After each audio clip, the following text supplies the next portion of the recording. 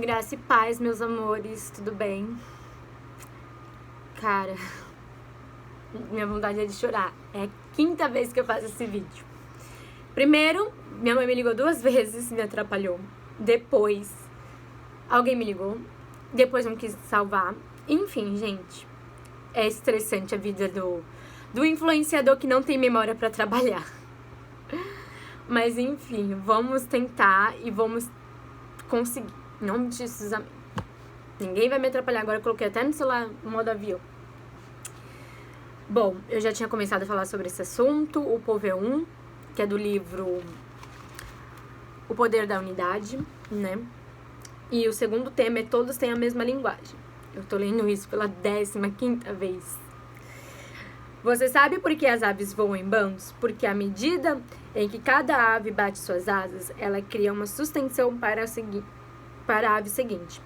Voando em grupo, elas conseguem voar uma distância de pelo menos 70% maior do que cada ave voaria sozinha.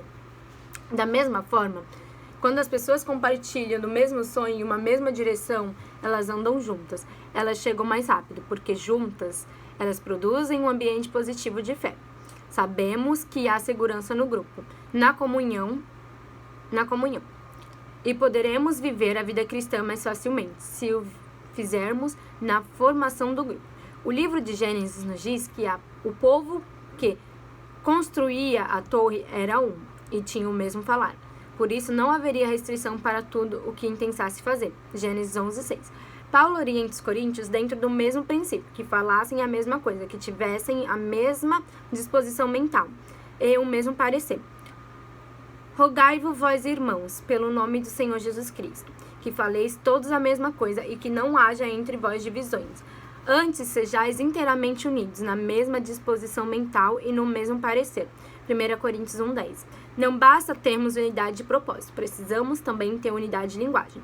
É preciso falar a mesma coisa. Falar a mesma coisa significa ter o mesmo coração. É uma maldição ser fácil e falar diferente. Se você for fácil, será o primeiro a sofrer a maldição. Se você falar diferentemente,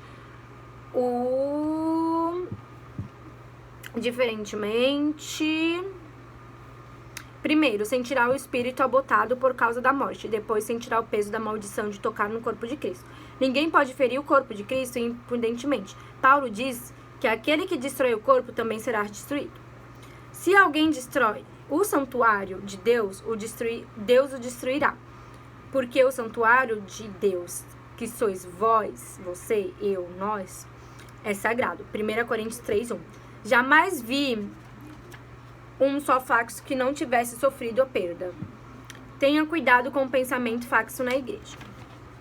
Devemos ter uma única maneira de falar, porque temos uma única mente. Os homens de mente fácil e mundana nos criticam porque falamos a mesma coisa e temos os mesmos conceitos. Embora digam que isso é terrível, nós sabemos que isso é maravilhoso, pois é o sinal da unanimidade de um espírito entre vós. A maldição sempre resulta em confusão. Se em nossa igreja há diferentes ideias e opiniões sobre a obra de Deus, isso é um sinal de que a maldição está vindo sobre nós. A bênção da vida, ordenada por Deus, sempre estará sobre a unidade. Oh, como é bom e agradável viverem unidos os irmãos. Ali ordena o Senhor, e sua bênção e a vida para sempre. Salmos 133, 1 e 3. Eu percebo o barulho do chocalho da serpente quando ouço, não concordo com isso ou não penso assim, ou até mesmo não gosto daquilo. Isso é lamentável, condição da maioria das igrejas. Mas se queremos ser a expressão do reino, devemos caminhar em um único pensar. Ninguém deseja saber a sua opinião, nem mesmo Deus deseja saber a sua opinião. A única pessoa do universo inteiramente que se importa com a sua opinião é você mesmo. Se você soubesse como é opinativo, destrói o corpo, você certamente seria mudado. Mas alguém pode se levantar e dizer, mas isso é um absurdo. Vou ter que concordar com tudo, calado? Isso é manipulação. Mas não é nada disso. Também não quero que a minha opinião prevaleça, pois ela também não interessa a ninguém e não serve para nada. Não edificará a igreja. A igreja não é edificada com a minha opinião, nem com a sua, mas a igreja é edificada quando sabemos a vontade de Deus. Não emita opinião. Fale qual é a vontade de Deus. Se você conhece a vontade de Deus em uma dada questão, se você não conhece a vontade de Deus em uma dada questão, então cale-se. Certa vez um casal chegou a mim para um aconselhamento. Eles estavam em um grande conflito. O marido havia recebido a proposta de trabalhar no norte para ganhar bem. E ainda teria casa e carro. Ele via aquilo como uma grande oportunidade para dar a vida melhor à sua família. E ao ouvi-lo, eu vi que ele tinha razão.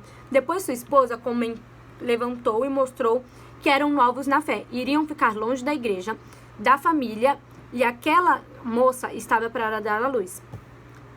E ela teria que cuidar de seu filho recém-nascido sozinha. Ela disse que preferia ganhar menos, mas ficar na cidade. Ela também me pareceu certa. Como decidir?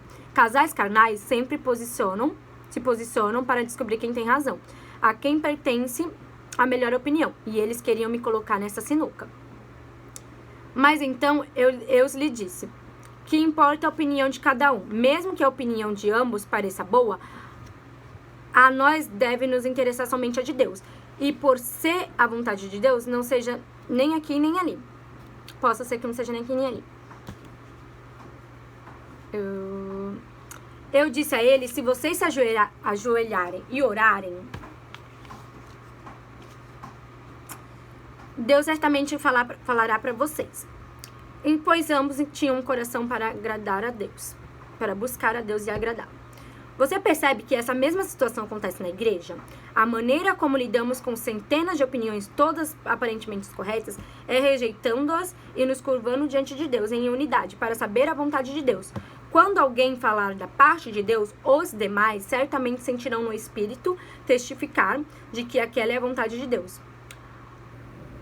Opiniões produzem morte e divisão, mas a busca humilde da vontade de Deus traz vida e unidade. Seja pela vida. Então, vá pela vontade de Deus sempre. Vou quase concluir, falta só esse pedacinho. Não haverá restrição para tudo que intentasse fazer. Vamos lá.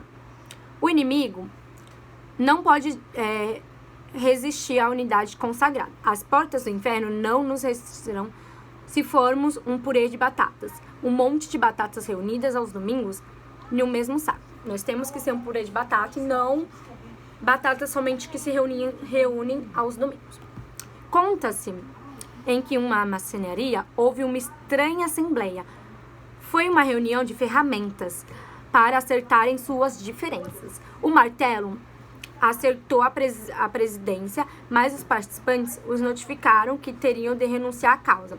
Faziam demasiado barulho. Além do mais, passava o tempo todo golpeando. O martelo reconheceu sua culpa, mas pediu também que fosse expulso. Para o parafuso, dizendo que estava muitas voltas para conseguir falar algo. Diante do ataque, o parafuso concordou, mas por sua vez pediu a expulsão da lixa. Dizia que ela era muito áspera no tratamento com os demais. Entretanto, sempre um atrito. A lixa atacou com a condição de que expulsassem 1 metro, de que sempre media os outros segundo a sua medida, como se fosse o único perfeito.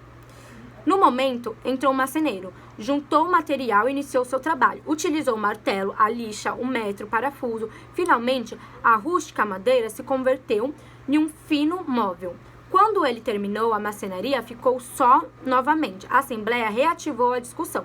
Foi então que o serrote tomou a palavra e disse: Senhores, ficou demonstrado que todos temos defeitos. Mas o marceneiro trabalha com nossas dificuldades e com os nossos pontos valiosos. Assim, não pensemos nós nos nossos pontos fracos, mas concentremos nós em como o marceneiro pode fazer algo precioso através de nós. A assembleia entendeu que o martelo era forte, o parafuso unia e dava força. A lixa era especial para limar e afinar as asperezas. O metro era preciso e exato, e cada ferramenta tinha sua utilidade. Sentiram-se então que, como uma equipe capaz, produzia móveis de qualidade. Agora não haveria restrições para tudo o que intentasse fazer.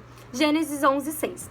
Gente, graças ao bom Jesus, obrigada, Senhor, consegui terminar, né, Não terminei o livro, então talvez eu traga outros capítulos desse livro pra vocês. Se vocês puderem, comprem ou procurem na livraria Vinha, na editora da Videira, pra vocês lerem, porque é muito bom, é muito importante vocês conhecerem mais sobre a palavra.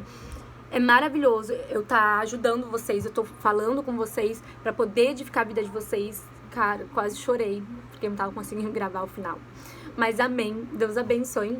Um grande beijo. Me siga nas redes sociais, tem muito conteúdo legal lá no Instagram, no TikTok, no Instagram do Legacy da igreja também, tá bom? Eu sou da Lagoinha hoje, então também sigam a igreja, por favor. Grande beijo, tá tudo aqui na descrição do vídeo. Beijo, beijo. Amamos vocês. Deus abençoe a todos. Se precisar de oração, mande no direct do Instagram. Beijo.